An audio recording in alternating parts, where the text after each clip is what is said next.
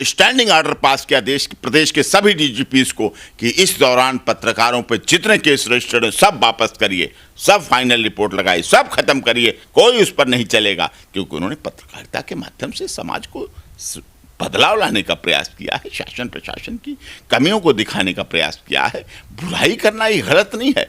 निंदक नियरे राखिए, ये कहावत है। निंदक नियरे राखिए, आंगन कुटी छवाए। निंदा करने वाले को आप पास रखिए, तभी आपका सुधार होगा, तभी आपका परिवर्तन होगा। पंडित जवाहरलाल नेहरू जी प्रथम प्रधानमंत्री कहते थे कि विपक्ष होना जरूरी है। मोदी जी कहते हैं हाँ विपक्ष होना बहुत जरूरी है।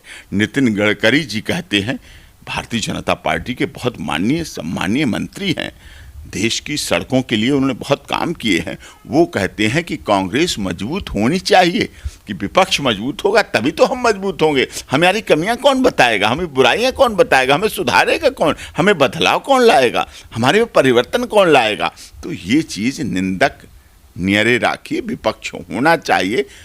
आपने मोदी जी की एक नई बात नहीं देखी। मोदी जी अपने भाषण में नया नहीं कुछ कहते हैं, जो उनके बारे में बुराई कही जाती है। कांग्रेस ने कुछ लोगों की भीड़ में कहा कि मोदी जी की कब्र कब खुदेगी। कहा, मोदी जी को पता चला, मोदी जी ने लाखों की भीड़ में बोलना शुरू कर दिया कि लोग हमारी कब्र खोदने की तैयारी कर रहे हैं, हमारी कब्र खुदेगी कब पूछा जा रहा है, हमारे साथ देश की जनता है, ये हमें कब्र नहीं 2024 में तीसरी बार प्रधानमंत्री बनाने जा रही है। तालियां बजी, लोगों ने स्वीकार किया। तो इस तरह से विरोध की बातों को भी अपने पक्ष में कर लेने वाला ही सच्चा राजनेता होता है। अगर आप पीछे मुड़ के देखने लगे, जब आप पद पे पहुंच गए, सत्ता पे पहुंच गए, जब आप मान प्रतिष्ठा पे पहुंच गए, अगर पीछे मुड़ मुड़ कर बदले की भावना से कार्रवाई करेंगे तो आप अच्छे राजनेता नहीं हैं। भविष्य में आपका अच्छा नेतृत्व तो नहीं रहेगा। आपको याद दिलाता हूं मैं,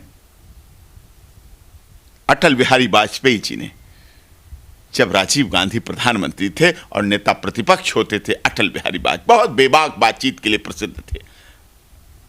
राजीव गांधी जी भी कांग्रेस के युवा नेता थे।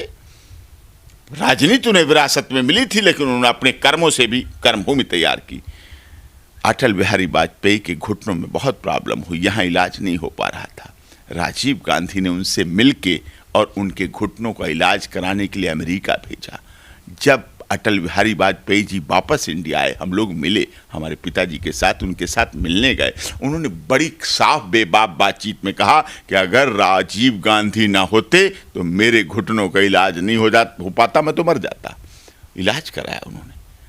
अटल जी ने कभी जब पाकिस्तान भारत पे हमला कर रहा था तो कहा था इंदिरा जी के सामने, इंदिरा जी के शासनकाल में, कि इंदिरा जी को साधारण न समझो, वो दुर्गा है, वो दुर्गा का रूप धारण करके विध्वंसकारियों को खत्म कर देगी।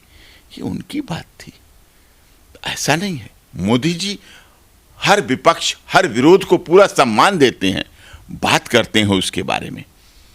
जवाहरलाल नेहरू जी एक बार लखनऊ पहुंचे, देश के प्रधानमंत्री थे, वहां के मेयर जनसंघ से जुड़े हुए थे व्यक्ति।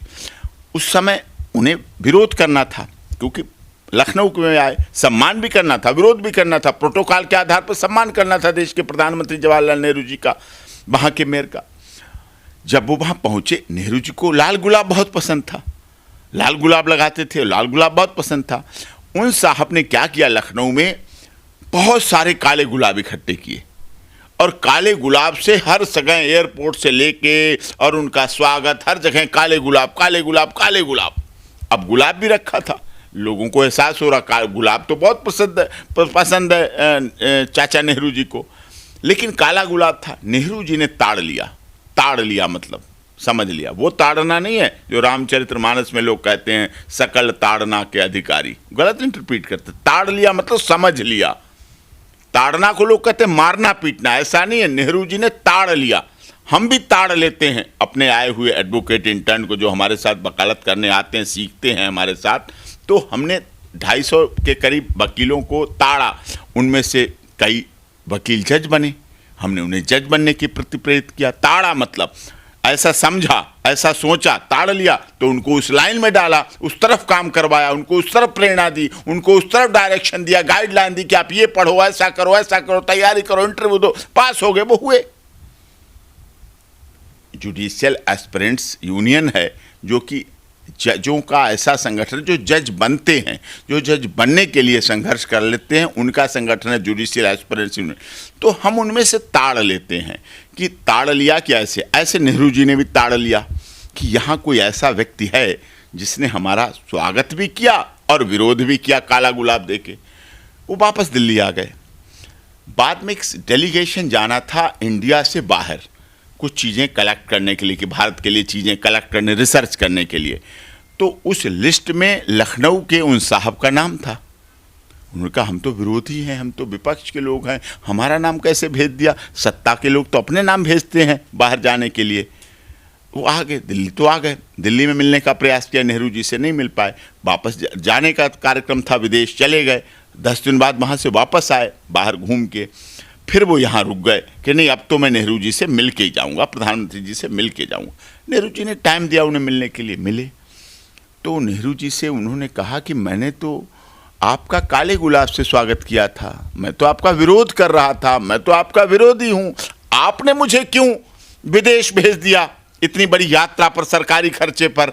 नेहरू जी ने कहा कि मैं समझ गया था, मैंने ताड़ लिया था कि जो व्यक्ति मेरे लिए काले गुलाब इतने इकट्ठे कर सकता है लखनऊ के आसपास से, क्योंकि उस समय काले गुलाब इकट्ठे करना, आज तो वैरायटी बहुत बढ़ गई हैं, उस समय आज़ादी की शुरुआत में काले गुलाब इकट्ठे करना बड़ा कठिन काम था।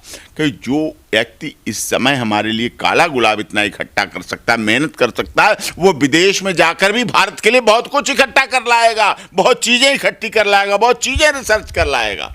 तो ले आए आप, मुझे पता है आप में वो क्षमता थी, आप में वो चीज़ें थी, संस्कार थे। तो विरोध वैचारिक होना चाहिए, विरोध वैचारिकता की भाव से होना चाहिए, लेकिन इस तरह से नहीं होना चाहिए कि मनीष कश्यप जैसे विरोध करने वालों पर रासुका लगा दी जाए, गिरफ्तार कर लिया जाए, 1-1 महीने पीसी रिमांड लिया जाए, उसके साथ ऐसा गलत किया जाए। ये दुखद है, बहुत दुखद है, ये नहीं होना चाहिए।